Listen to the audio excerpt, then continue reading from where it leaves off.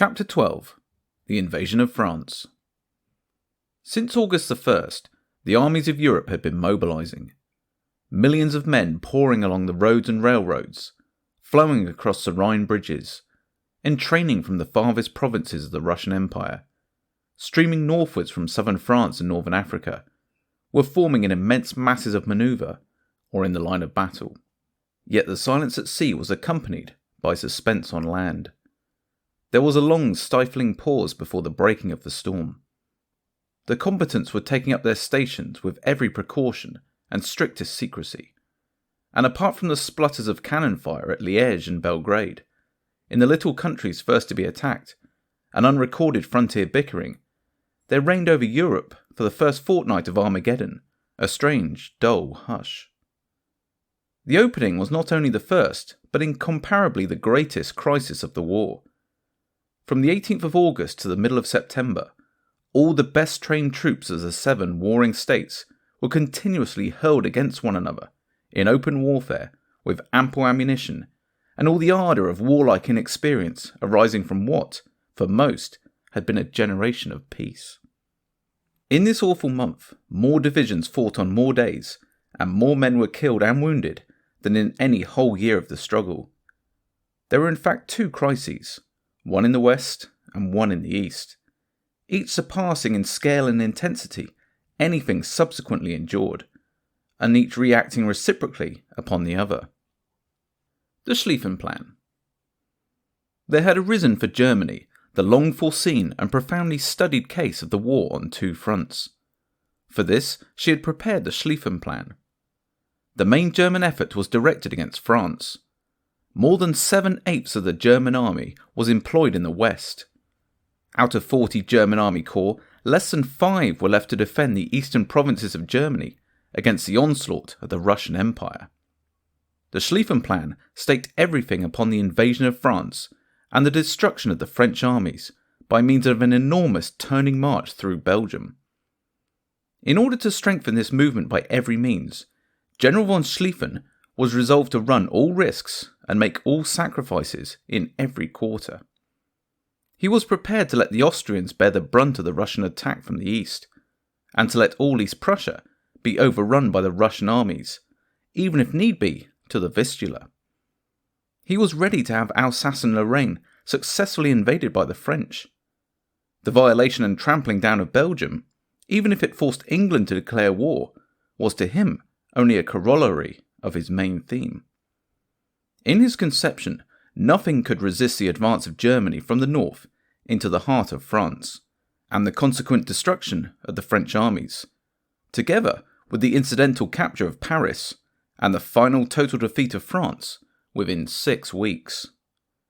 Nothing as he saw it would happen anywhere else in those 6 weeks to prevent this supreme event from dominating the problem and ending the war in victory. To this day, no one can say that the Schlieffen Plan was wrong. However, Schlieffen was dead. His successors on the German General Staff applied his plan faithfully, resolutely, solidly, but with certain reservations enjoined by prudence. These reservations were fatal. Moltke, the nephew of the great commander, assigned 20% more troops to the defence of the German eastern frontier, and 20% less troops to the invasion of northern France than Schlieffen had prescribed. Confronted with the Russian invasion of East Prussia, he still further weakened the great right wheel into France. Thus, as will be seen, the Schlieffen Plan, applied at 4/5 of its intensity, just failed, and we survive to this day. Plan 17. We have now seen how accurately General Wilson was able to forecast to the British Cabinet in August 1911 the true German Schlieffen Plan, and how he measured almost exactly the number of German divisions which would be used in the great turning movement. The accession of General Joffre to the chief command had led to a complete recasting of the French ideas. Under the Joffre regime, the French General Staff had made a new plan of which they darkly nursed the secret. They called it Plan 17. Plan 17 consisted in a general offensive in an easterly and northeasterly direction on both sides of the Metz by 4 French armies, with the last remaining army in reserve behind their centre. It was based upon an ardent faith that the French right would penetrate deeply into Alsace-Lorraine, and an obstinate disbelief that the French left would be turned by a German movement west of the Meuse through Belgium. But these calculations were to be completely falsified by the first events of the war. From the very earliest days, it was clear that the views which the British General Staff had consistently held since 1911, of a great German turning movement through Belgium, probably on both sides of the Belgian Meuse, were correct. Why would the Germans, with their eyes open, throw first Belgium and then the British Empire into the scales against them, unless for an operation of supreme magnitude? Besides, there were the evidences of their long preparations: camps, railways, and railway sidings, which the British staff under Sir John French and Sir Henry Wilson had so minutely studied. Lastly, reported with much accuracy from day to day, there came the enormous troop movements on the German right, towards and into Belgium, on both sides of the Meuse. Before the end of the first week in August, General Lanrezac, the commander of the left French army, the 5th, was raising loud cries of warning and alarm about the menace to his left, and indeed his rear, if he carried out his role assigned to him and attacked as ordered in a north-easterly direction. By the end of the second week, the presence of the accumulating masses of the German right could no longer be denied by the French High Command, and certain measures, tardy and inadequate, were taken to cope with it. Nevertheless, after the raids of a corps and a cavalry division into Alsace on the 13th of August, General Joffre began his offensive into Lorraine with the two armies of the French right, the centre armies conforming a few days later, and up till evening of the 18th, General Lanrezac and the left or 5th French army were still under orders to advance northeast. 3 days later, this same army was defending itself in full battle from an attack from the north and northwest.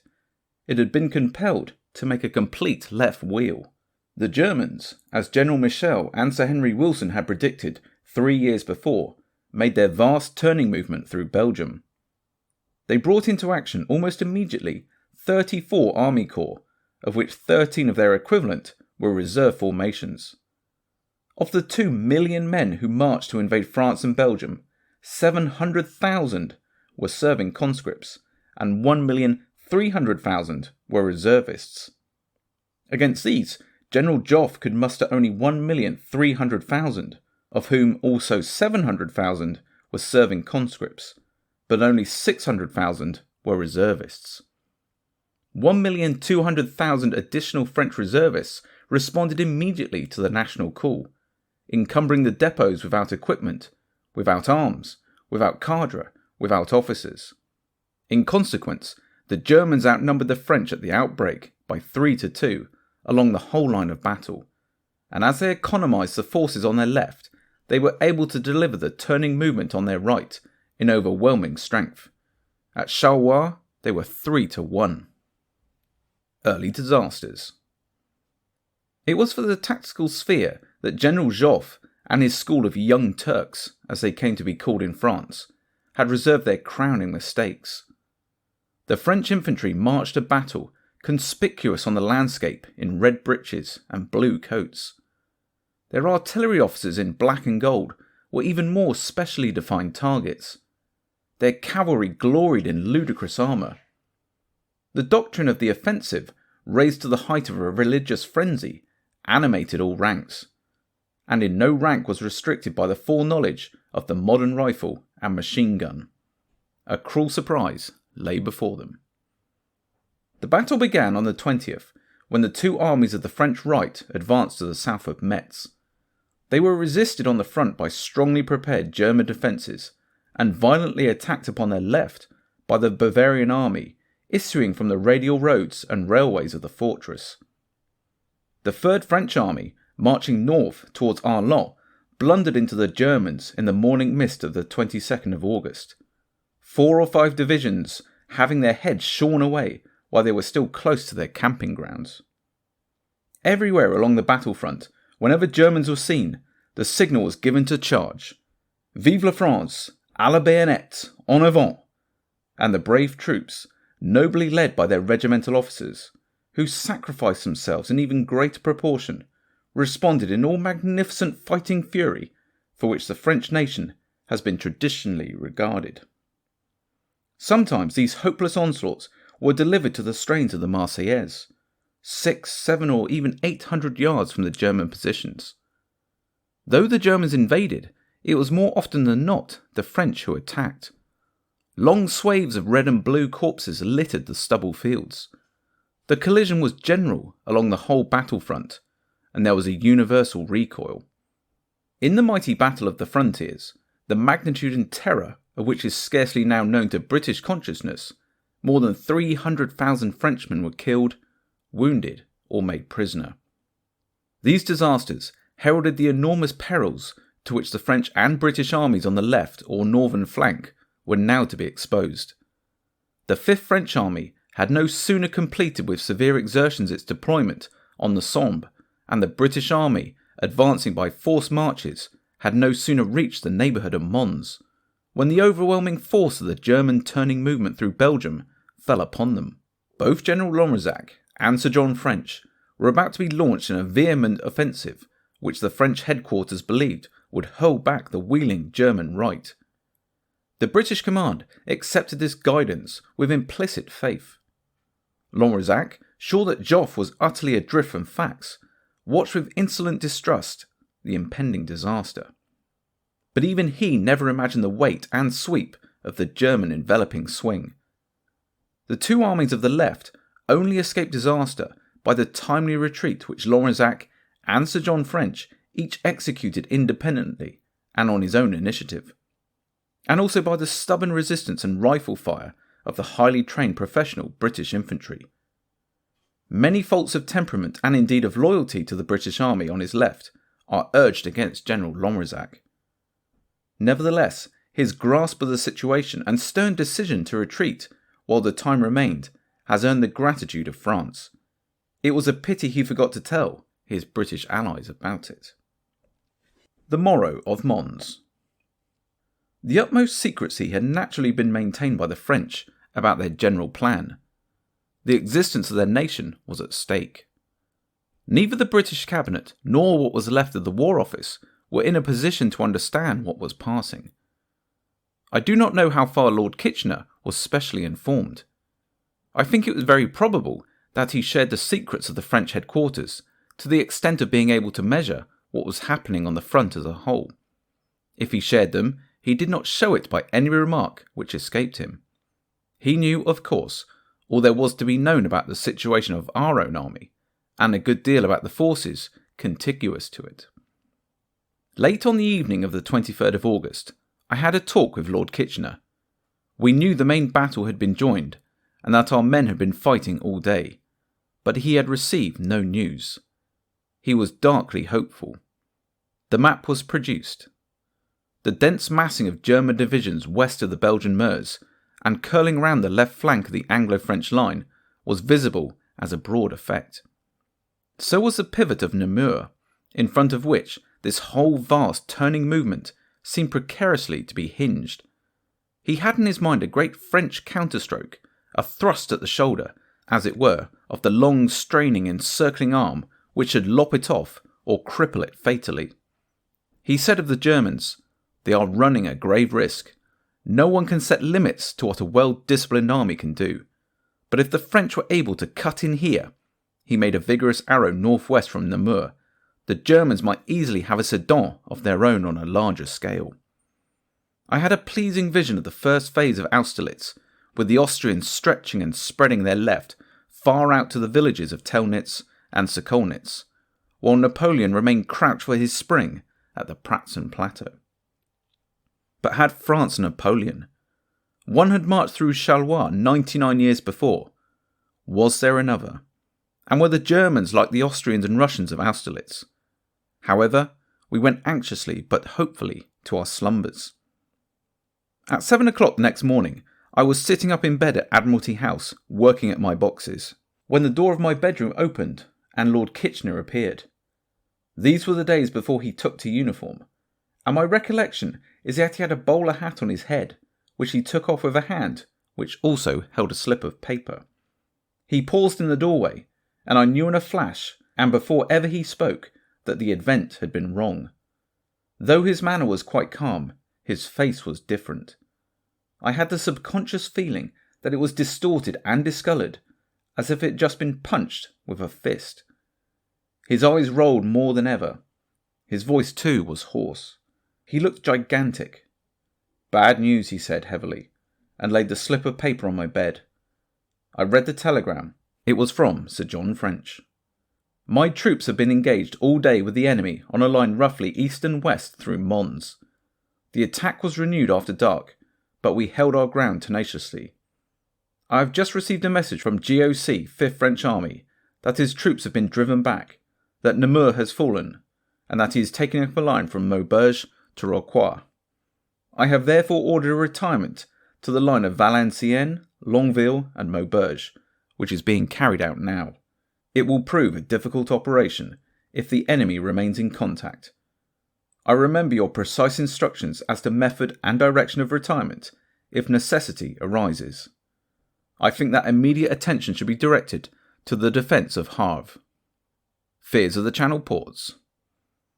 I did not mind it much till I got to Namur. Namur fallen. Namur taken in a single day, although a French brigade had joined the Belgians in its defence. We were evidently in the presence of new facts and of a new standard of values. If strong fortresses were to melt like wisps of vapour in the morning sun, many judgments would have to be revised. The foundations of thought were quaking. As for the strategic position, it was clear that the encircling arm was not going to be hacked off at the shoulder, but would close in a crushing grip. Where would it stop? What of the naked Channel ports? Dunkirk, Calais, Boulogne.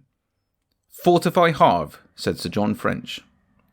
One day's general battle and the sanguine advance and hoped-for counterstroke had been converted into "Fortify Havre." It will be difficult to withdraw the troops if the enemy remains in contact. A disquieting observation. I forget much of what passed between us, but the apparition of Kitchener in my doorway will dwell with me as long as I live. It was like seeing old John Bull on the rack. When I met the admirals later at 10, they were deeply perturbed about these Channel ports. They had never taken the War Office view of the superiority of the French army. They saw in this first decisive shock the confirmation of their misgivings. Someone suggested we should at any rate make sure of the Cotentin Peninsula as an ample place of arms, girt on three sides by the sea, from which the British armies of the future might proceed to the rescue of France. Fortify Havre indeed, although we looked to Cherbourg and Saint-Nazaire. The British base shifted to Saint-Nazaire. Then came the days of retreat. We saw that the French armies of the right were holding their own, but all the centre and left was marching southward towards Paris as fast as possible, while our own 5 divisions were for several days plainly in the very jaws of destruction. At the Admiralty, we received requests to shift the base of the whole army from Havre to Saint-Nazaire, and with this complicated business we had to cope. The process of retreat continued day after day. A seemingly irresistible compulsion was pressing and forcing backwards the brave armies of France. Why should it stop? Would they ever be able to turn? If France could not save herself, nothing could save her. Personally, I was hopeful that the wave of invasion would spend its fury, and as I had indicated in my memorandum of 3 years before, I believed that unless the French forces had already been squandered by precipitate action on the frontiers, an opportunity of striking the decisive blow would occur about the 40th day. In order to encourage my colleagues, I reprinted this memorandum and circulated it to the whole cabinet on the 2nd of September, pointing out that I have never counted upon a victorious issue at the frontiers, had always expected that the French armies would be driven into retreat by the 20th day, but that in spite of this there were good hopes of success. But I had no means of measuring the forces by which this result would be achieved, except by the most general processes. The Russian pressure. And at this culminating moment, the Russian pressure began to produce substantial effects. Honour must ever be done to the Tsar and the Russian nation for the noble ardour and loyalty with which they hurled themselves into the war. A purely Russian treatment of their military problem would have led the Russian armies into immediate withdrawals from their frontiers until the whole of their vast mobilisation was completed. Instead of this, they added to a forward mobilisation an impetuous advance, not only against Austria, but into Germany. The flower of the Russian army was soon to be cut down in enormous and fearful battles in East Prussia, but the results of their invasion were gathered at the decisive point. The nerve of the German headquarters failed. On the 25th of August, 2 army corps and a cavalry division of the German right were withdrawn from France. On the 31st of August, Lord Kitchener was able to telegraph to Sir John French, 32 trains of German troops were yesterday reported moving from the Western Field to meet the Russians. During the whole of next week, everything continued to go well with Germany.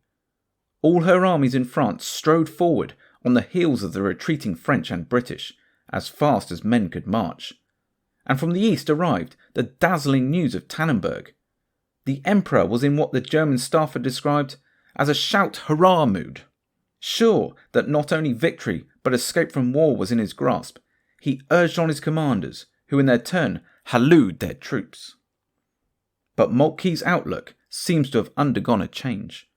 The stubborn and unexpected French resistance of Lanresac's army at Guise, the bloody repulse which the Bavarians had received when they in turn attacked the French fortress lines before Nancy, the fact that Kluck had found himself in contact with an unexpectedly substantial British army, which, though retiring before his masses, had at Mons, Le Cateau, Néry, and Villers-Cotterêts not only inflicted much slaughter, but produced a formidable military impression on the German general staff mind.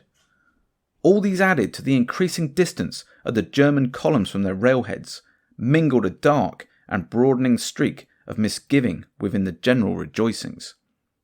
Are these enemy armies really defeated? Asked the anxious chief of the German general staff. Is the battle over? Where are the prisoners? Where are the captured guns? Where is the disorganisation? In fact, as August ticked out its last crimson minutes, the most anxious man in Germany was the man who knew the most. Formation of Manoury's striking force. Meanwhile, what of Joffre? We have no record of the reactions produced in the minds of the so-called Young Turks, who formed his entourage and walked him in from the principal commanders, of the perfect failure and frustration of all their plans. But we do know that Joffre preserved a calm, impassive, and resolute demeanour, and rested for a while George II at the Battle of Dardenelles, sans peur et sans avis. Obviously, something must be done to stem the enveloping German right wheel. Accordingly, on the 25th, when the results of the battles of the frontier were apparent, the following Instruction No. 2 was issued from GHQ. It having proved impossible to execute the offensive manoeuvre projected, further operations will be arranged in such a manner as to constitute on our left, by the junction of the 4th and 5th armies, the British armies, and the new forces drawn from the east, a mass capable of resuming the offensive, while the other armies restrain the efforts of the enemy for the present. In pursuance of this, a new French army, the 6th, under General Manoury, an officer of high quality, soon afterwards to be blinded by a bullet, began during the last 5 days to form around Amiens. The troops composing it were transported swiftly by railway from the eastern fortress line, where the armies of Dubai, Castelnau, and we must in justice add Surrey, had begun for the first time to discover and reveal the power of modern weapons when used from trenches. General Gallieni. But now, observe the intrusion of politics into the military sphere. Hitherto, Joffre and his circle have had that unfettered discretion which great captains have only enjoyed when they were kings or emperors. But the crash on the frontiers has given a dismal stimulus to the civil power. On this same 25th of August, the French Minister of War, Massimi, himself a military man but turned politician, sent an officer to Joffre's headquarters with the following order. If victory does not crown the success of our armies, and if these armies are reduced to retreat, an army of at least 3 active corps should be directed upon the entrenched camp of Paris to secure its protection. Monsieur Massimi gave in the war abundant proofs of courage and decision, both as deputy and soldier, but in this case he had behind him a far greater figure. In fact, it is the purpose of this account to suggest that in General Gallieni, newly appointed military governor of Paris, and holding commission as contingent successor to General Joffre, will be found the saviour of France. The Young Turks were disgusted at this intervention, and we may suppose that they took care that the emergence of Gallieni, the potential successor, at the head of important forces in the capital city, was not lost upon General Joffre.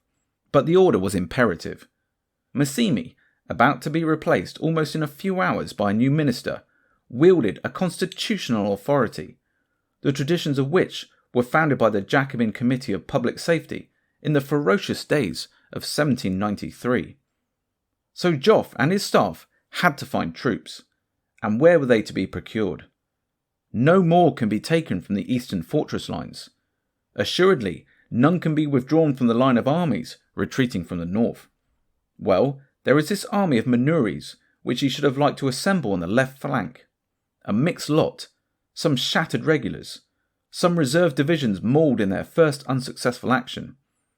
If we have to lock up an army in Paris, if the government insists upon it, there shall be the responsibility, and these shall be the troops.